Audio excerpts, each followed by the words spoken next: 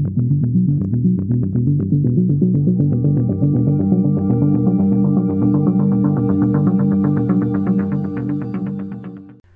kanalıma hoş geldiniz. Bugün sizlere bankaların uygulamış olduğu vadeli mevduatların nasıl hesaplandığını öğretmeye çalışacağım. Ama önce mevduat nedir, vade nedir veya vadeli mevduat hesabı nedir, bunları netleştirelim. Mevduat, boşta duran paranızı değerlendirmek amacıyla belli bir süreliğine bankanın kullanımına sunduğunuz ve o süre zarfında dokunamadığınız paranıza belli bir oranda getiri sağlayan ana paradır. Vade, bir borcun ödenmesi ya da bir işin yapılması için verilen ya da gereken süredir.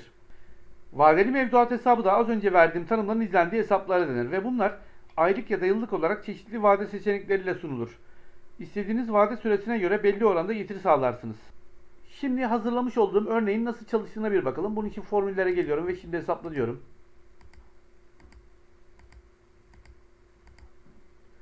Burada mavi olan alan ana para, geri ödenecek ana para. Şuradaki kırmızı ise kredi faiz oranı. Gördüğünüz gibi ilk aylardan yüksek, daha sonra düşüyor. Genelde de bu şekilde oluyor.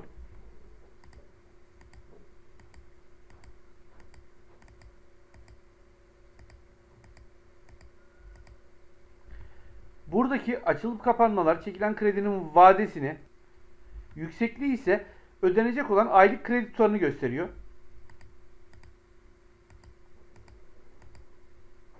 Şimdi yapım aşamasına geçebiliriz. Bunun için şurayı alıyorum. Kopyalıyorum. Ve sayfa 2'de şu alana özel yapıştır değerleri, özel yapıştır biçimleri diyorum. Şimdi örneğimizi inceleyecek olursak bankadan 500 bin lira kredi çektik. Bunu 10 yıl vadeli çektik. Yıllık faiz oranımız %42. 10 yılın aylık vade sayısı 120 ay ve aylık birleşik faiz oranımız 2.9965. Şimdi bu hesabı nasıl yaptığımızı formülle gösterelim. Aynı zamanda bileşik faiz nedir? Burada R fazla olmuş. Bunu silelim.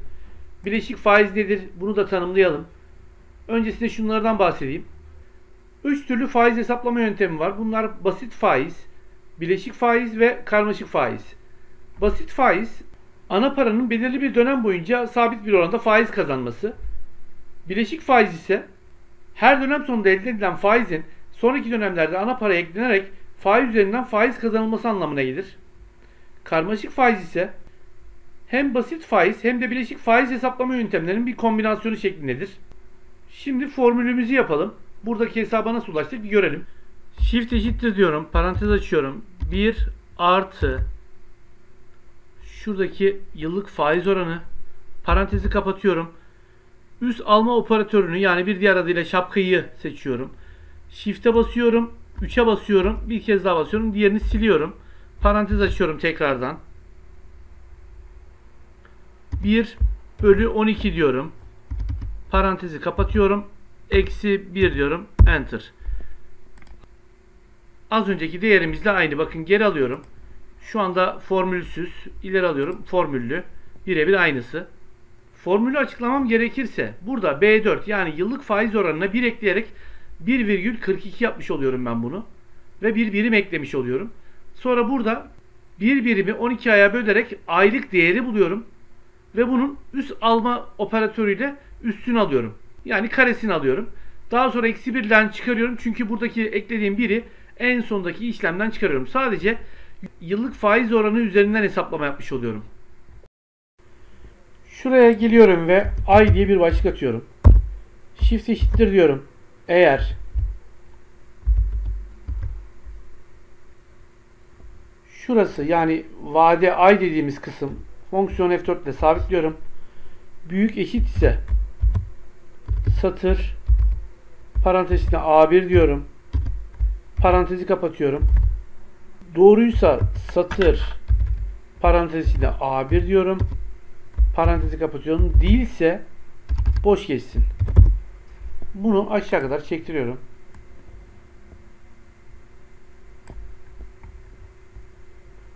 Şöyle 200'e kadar gelsin.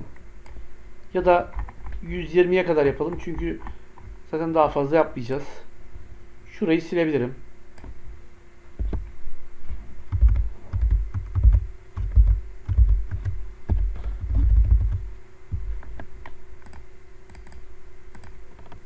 Şuraya geliyorum. Ana para geri ödeme diyorum.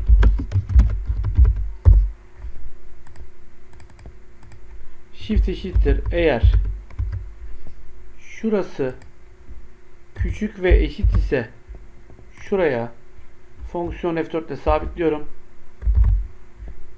Ana para fonksiyon F4 ile bunu da sabitliyorum. Bölü ay diyorum. Yine sabitliyorum bunu. Noktalı virgül yok say. Parantezleri kapatıyorum. Enter. Şunu şöyle yapalım. Hücreleri biçimlendir diyelim.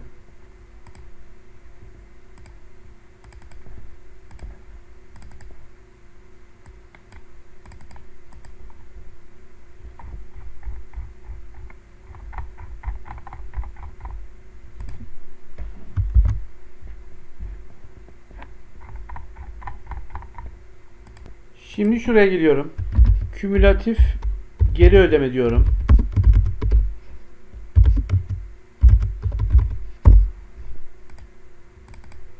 Tekrar shift eşittir eğer sayıysa şurası bir üstü parantezi kapatıyorum.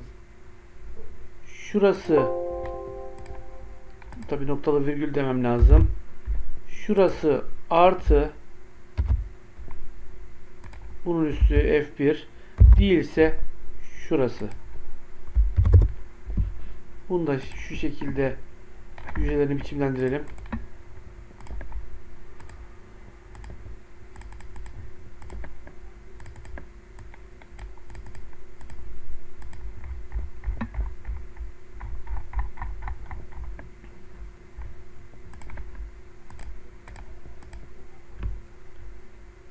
Şuraya da kümülatif kalan diyorum.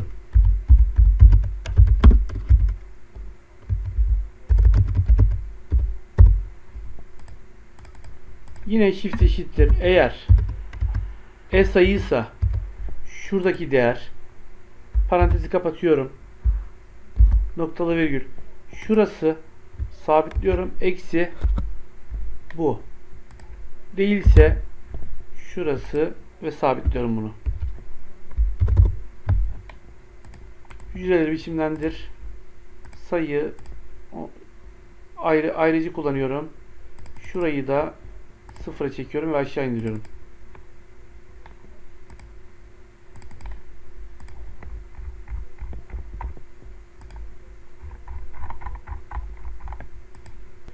Ve son olarak şu sütuna faiz diyorum. Shift eşittir eğer şurası ay küçük ve eşit ise şuna sabitliyorum bunu. Aylık bileşik faiz çarpı bunu sabitliyorum. Çarpı şurası değilse yok say.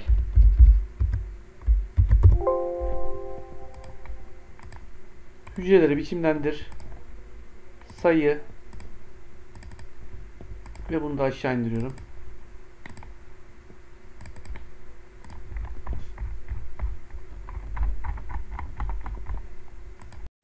Şimdi şu ana para geri ödemeyi seçiyorum sonuna kadar. Kontrole basıyorum. Ve buradan da şu faiz seçiyorum.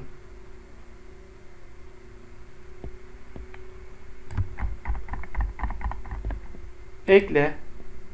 Çubuk grafiklerden şunu seçiyorum. Şunu gizleyeyim. Sağ klik. Veri seç ve şuradan gizli ve boş hücreler diyorum. Şunu seçiyorum. Tamam diyorum. Grafiğimi biraz büyüteyim. Grafiğim başta olmasın.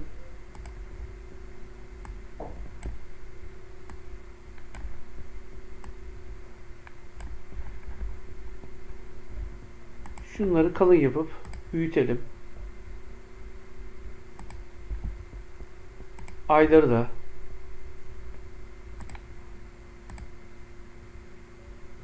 şurayı da kalın yapalım. Biraz büyütelim.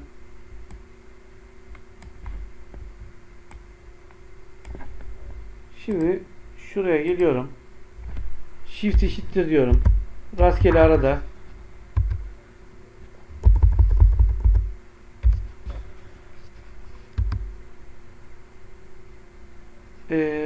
Bir yıldan 10 yıla kadar olsun. Daha fazla alamasın ve daha düşük alamasın. Bunu da şu çarpı 12 diyorum.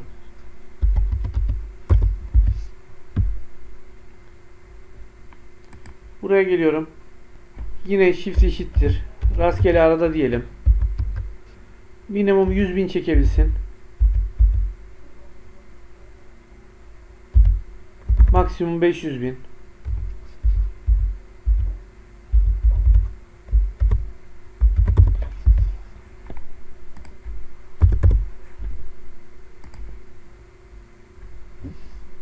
Ve şuraya da shift eşittir.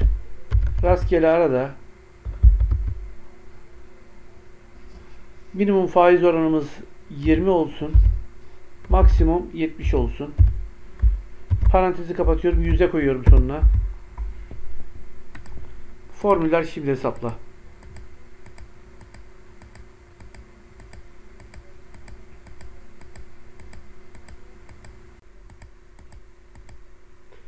Şimdi benim bu yaptığım işlem bileşik faiz oranının hesaplamasıydı. Bir de basit faiz oranının hesaplamasını yapalım. Bunu da şöyle yapalım. Şuraya şunun adını ekleyelim. Şu yüzeyi kaldıralım buradan.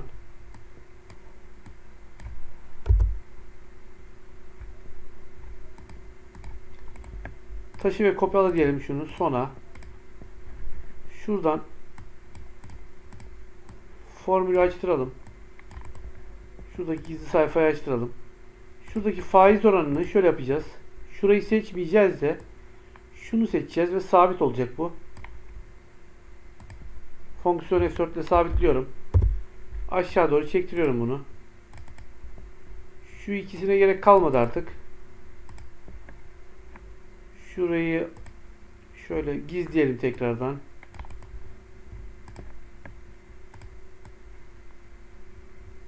Bunu şuraya düzgünce çekelim. Şuna da basit diyelim.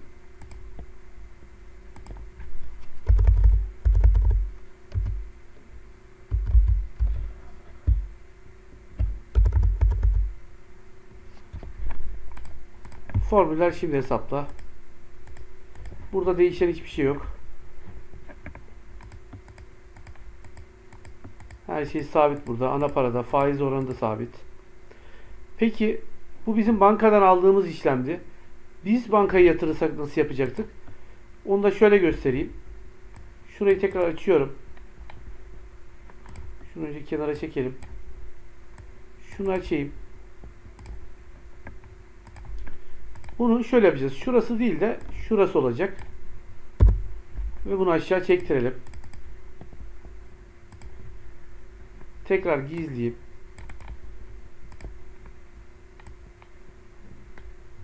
formüller şimdi hesapla. Burada biz kazanmaya başlıyoruz. Para arttıkça da faiz oranı artıyor. Aynı şekilde bu da öyle. Bunda zaten değişen çok fazla bir şey olmayacak. Bu video ile ilgili anlatacaklarım bu kadar. Verdiğim bilgilerin sizlere faydalı olacağına inanıyorum. Kanalıma abone olup bildirimleri açmanız halinde bundan sonrasında yayınlayacağım faydalı paylaşımlardan haberdar olabilirsiniz. Beni takip edip çalışmalarımı izlediğiniz için teşekkürler.